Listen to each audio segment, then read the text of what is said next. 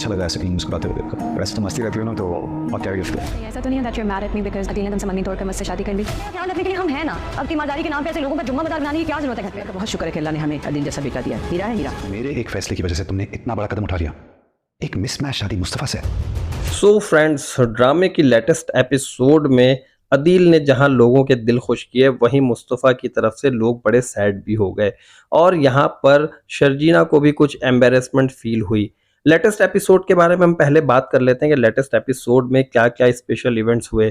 सबसे ज़बरदस्त इवेंट तो उस वक्त हुआ जब लोगों ने अदील को देखा कि वो रुबाब को बड़ी बुरी तरह से झाड़ रहा है और कह रहा है कि क्या मैं कोई गुलाम हूँ जो तुम्हारी हर बात मानूंगा। गो के रुबाब ने बहुत ज़्यादा साथ दिया इस ऑपरेशन में, इस हॉस्पिटलाइजेशन में, और अपने रिसोर्सेज इस्तेमाल किए, अपनी दौलत का मुंह खोल दिया ताकि अदील के वालिद साहब सेहतयाब हो सकें और उन्हें कोई परेशानी ना हो। यहाँ पर यह बात नोट करने वाली है कि रुबाब ने कोई नेक नियति से अपनी दौलत खर्च नहीं की, अपने रिसोर्सेज इस्तेमाल नहीं किए, बल्कि उसने अदील के वालिद साहब का गुरूर तोड़ने के लिए और उन्हें नीचा दिखाने के लिए सारा कुछ किया है और वो इसमें कामयाब भी हो गई है। यहाँ तक कि उसने अदील से भी ये बात कह दी है कि मैंने इतना पैसा खर्च किया है, सारा कुछ किया है, अभी भी तुम्हारे वालिद साहब अगर इतने इगोइस्टिक हैं तो इसका क्या फायदा, उन्हें इतना अनापरस्त नहीं होना चाहिए। अगर इतनी ही अनापरस्ती थी तो फिर ये सब इलाज वगैरह करवाने की जरूरत नहीं थी, वो अपनी अनापरस्ती को ही अपने साथ रखते। रुबाब जब अपनी सहेली से बात कर रही थी तो उसने अपने ससुराल वालों के बारे में जो जो चीजें ऑब्जर्व की वो सारी उसने उनके साथ शेयर कर दी। रुबाब ने ये कहा कि मेरे ससुराल वाले मिडिल क्लास हैं और एक टिपिकल किस्म के लोग हैं, जिस तरह टिपिकल मिडिल क्लास फैमिली होती है बिल्कुल वैसे ही हैं।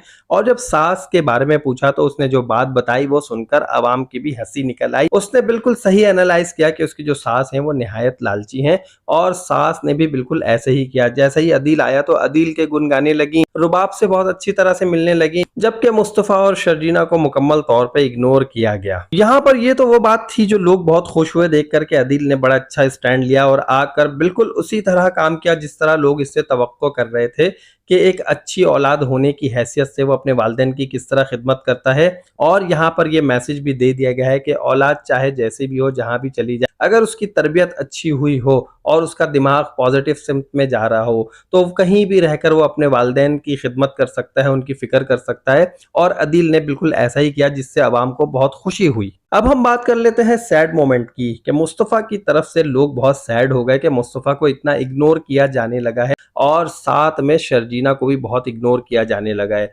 शर्जीना जब भी नाश्ता लेकर पहुंचती तो उनकी सास मना कर देती और मुंह बनाती और हर वक्त यही कहती कि मैं अदील से राब्ता करने की कोशिश कर रही हूं लेकिन मेरा उससे राब्ता नहीं हो पा रहा है।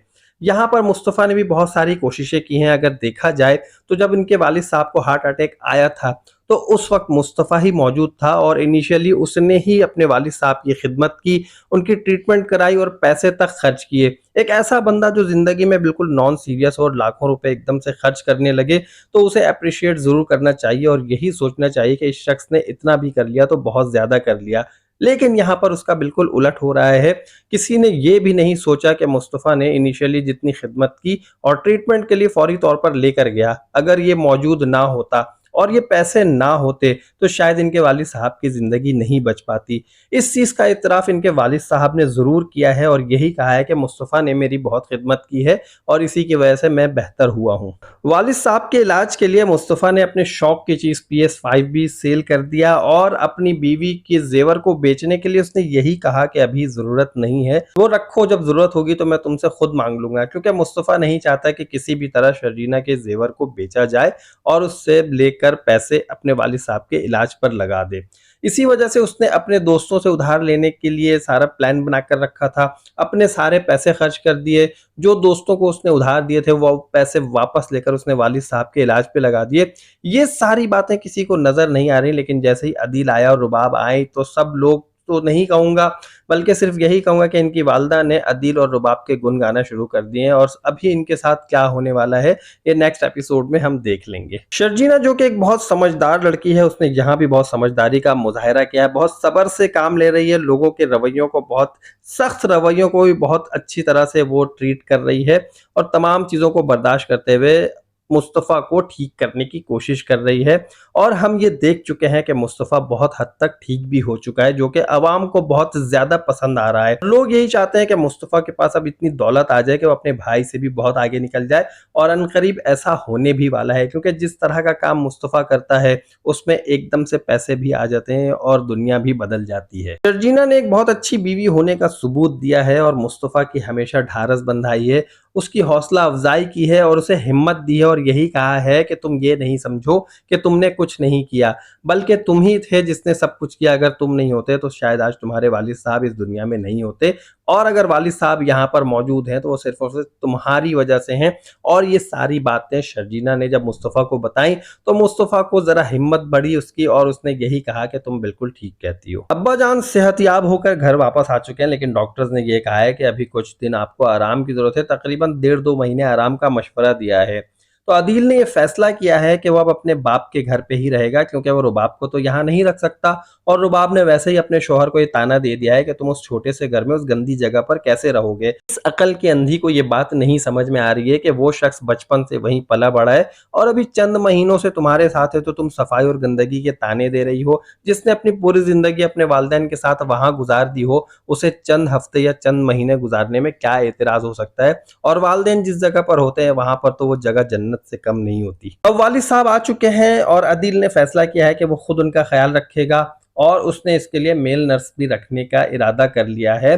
साथ में शर्जीना बहुत नाराज हो रही है और वो ये चाहती है कि घर में इतना रश ना लगे, इवन ये कि अदील भी ना आए। अदील को देखकर शर्जीना बहुत इरिटेट होती रहती है और उसकी यही कोशिश है और ख्वाहिश है कि अदील यहाँ से किसी तरह वापस चला जाए।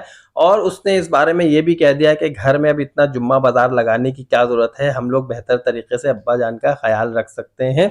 और मुस्तफ़ा ने अपनी विलिंग भी शो कर दी कि वो खुद अब्बा जान का बेहतर तरीके से ख्याल रख सकता है। आने वाली एपिसोड में हम ये देखेंगे कि मुस्तफ़ा और शर्जीना बहुत अच्छे मूड में बातचीत कर रहे हैं, और मुस्तफ़ा ने शर्जीना से कहा है कि तुम हंसती मुस्कुराती रहा करो, ऐसे मुस्कुराते हुए बहुत अच्छी लगती हो।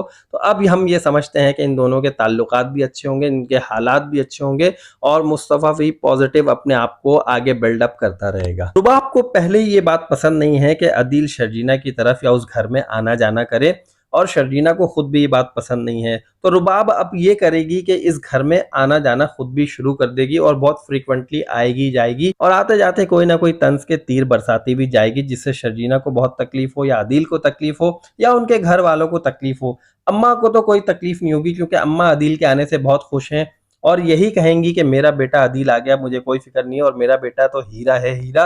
और ये बात सुनकर मुस्तफ़ा को बहुत अफसोस होगा कि मुस्तफ़ा ने जो कुछ किया है उसे कहीं पर अप्रिशिएट नहीं किया जा रहा है, जबकि हर कोई अदील के ही गुण गा रहा है। और ऐसा मुस्तफ़ा अगर सोचेगा तो बिल्कुल ठीक सोचेगा। हम अब इसमें ये भी देखेंगे कि रुबाब का जो खदशा है वो ठीक होता हुआ साबित हो रहा है, क्योंकि अदील शर्जीना से बातें कर रहा होगा और बातें करते हुए यही कहेगा कि सिर्फ मेरे एक फैसले की वजह से तुमने इतना गलत फैसला कर लिया, एक ऐसे मिसमैच शादी कर ली, वो भी मुस्तफ़ा से। मुस्तफ़ा ये बात जब सुनेगा तो उसे बहुत अफसोस होगा, और वो दरवाजे के पीछे जब कोई सामान लेकर आ रहा होगा तो वहां खड़े खड़े बातें सुन लेगा। अब इसके बाद क्या होगा ये हम बहुत अच्छी तरह से जानते हैं, क्योंकि शर्जीना एक समझदार लड़की है और अपनी समझदारी का सबूत देते हुए अदील को अभी स्ट्रेट फॉरवर्ड जवाब दे देगी और मुस्तफ़ा की तरफ ही रहेगी। इसे अब अदील की तरफ आने की कोई जरूरत नहीं होगी, क्योंकि अदील जब इसे धोखा देकर चला गया तो इसने डिसाइड कर लिया था कि अपनी जिंदगी को खुद से बनाएगी, खुद से संवारेगी, और इसी वजह से इसने मुस्तफ़ा से भी शादी कर ली। दोस्तों अब देखना यह होगा कि आने वाली एपिसोड में क्या होने वाला है, अदील का फैसला क्या होगा, शर्जीना का फैसला क्या होगा, इनके अब्बा क्या कहेंगे, रुबाब क्या कहेगी, अम्मा जो अदील की तरफ जान छिड़क रही हैं और उनका झुकाव अदील की तरफ है वो क्या कहेंगी, ये जरूर देखिएगा। और इन सब बातों को जानने के लिए जरूरी है कि आप मेरे चैनल के साथ रहें। वीडियो को लाइक कीजिए, चैनल को सब्सक्राइब कीजिए, और मुझे नेक्स्ट रिव्यू तक के लिए इजाजत दीजिए। अपना बहुत ख्याल रखिएगा। अल्लाह हाफिज।